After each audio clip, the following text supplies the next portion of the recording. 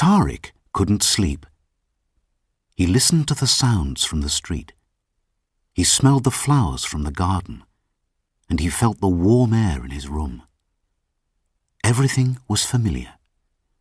He was living again in the house where he was born. But it was also very different from his old home in Canada.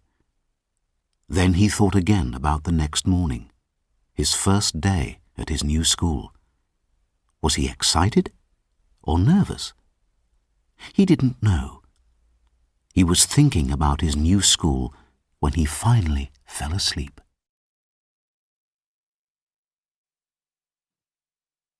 The next day, Tariq was studying a book in the school library when somebody spoke to him. Hello, I'm Hussein. I think we're in the same class. Oh, hello. My name's Tariq. What are you reading? It's a book about Bosra. I'm reading lots of books about ancient history at the moment. I love it. I quite like it, but I prefer science. Where was your old school? I went to a school in Canada.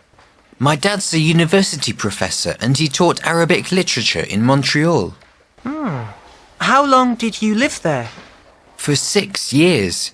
That was a long time. Have you got any brothers and sisters?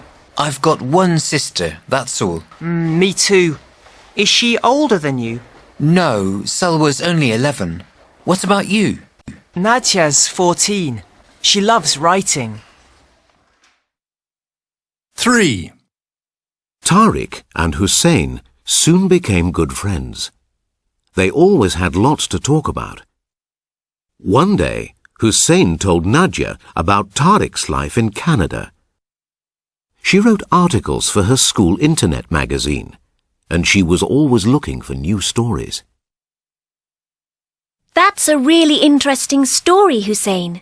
Why don't you write an article about Tariq and his life in Canada?